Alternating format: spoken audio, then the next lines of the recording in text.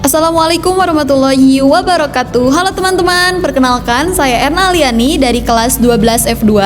Di sini saya akan menjelaskan mengenai materi biologi kelas 11 di semester 2, yaitu mengenai sistem peredaran darah pada manusia.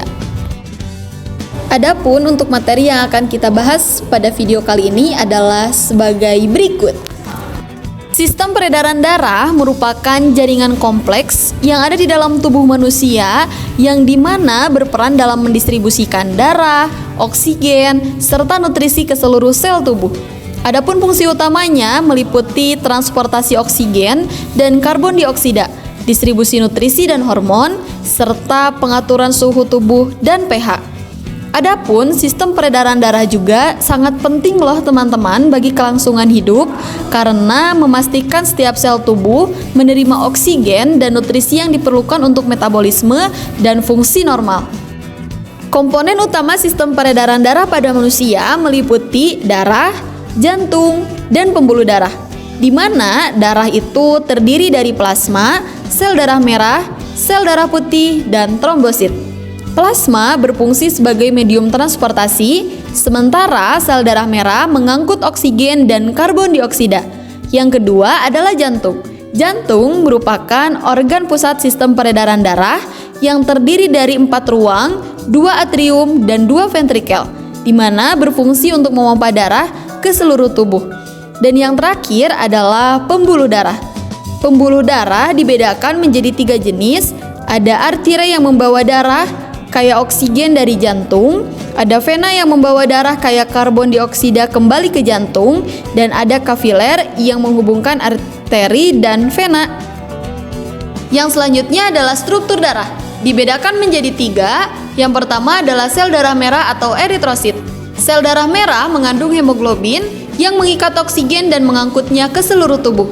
Mereka memiliki bentuk cakram bikonkav untuk meningkatkan area permukaan dan efisiensi transportasi. Yang kedua adalah sel darah putih atau leukosit.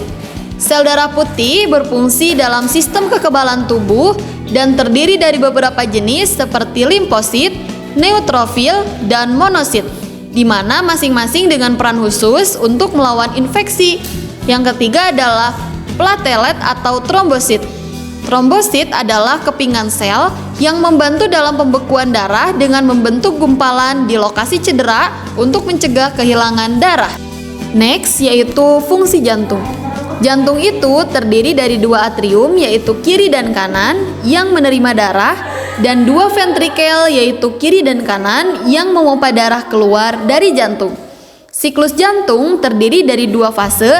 Yang pertama adalah diastole, di mana jantung berelaksasi dan mengisi dengan darah, dan sistole, di mana jantung berkontraksi untuk memompa darah.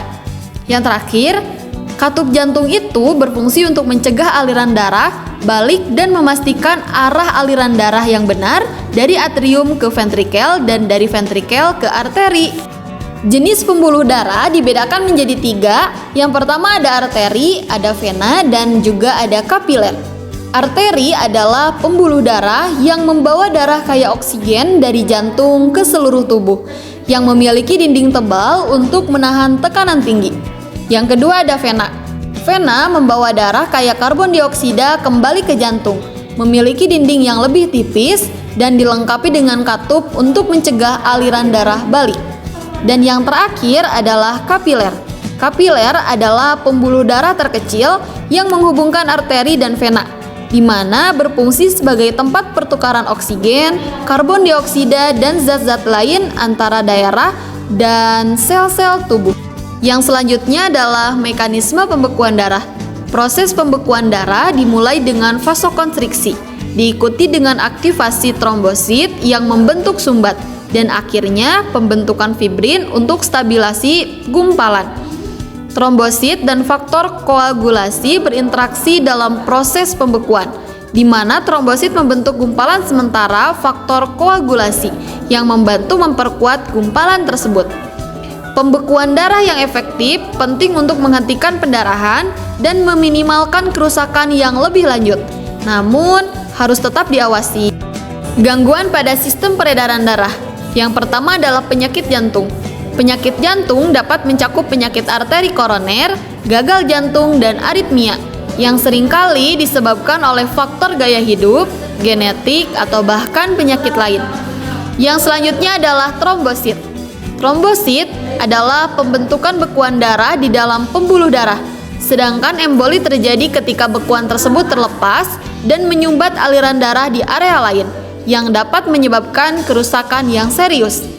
Yang ketiga adalah tekanan darah tinggi. Dapat disebabkan oleh faktor genetik, obesitas, pola makan tidak sehat, dan kurangnya aktivitas fisik, dan dapat dicegah melalui perubahan gaya hidup dan pengobatan. Dan yang terakhir adalah peran nutrisi dalam kesehatan sistem peredaran. Nutrisi penting untuk kesehatan jantung, seperti omega 3, serat, vitamin, dan mineral yang memiliki peran penting dalam menjaga kesehatan jantung dan sistem peredaran darah. Yang kedua, dampak diet terhadap tekanan darah. Diet tinggi garam, lemak jenuh, dan gula dapat meningkatkan risiko hipertensi, sedangkan pola makan seimbang dapat membantu mengontrol tekanan darah. Yang ketiga adalah kaitan antara gaya hidup dan kesehatan peredaran darah.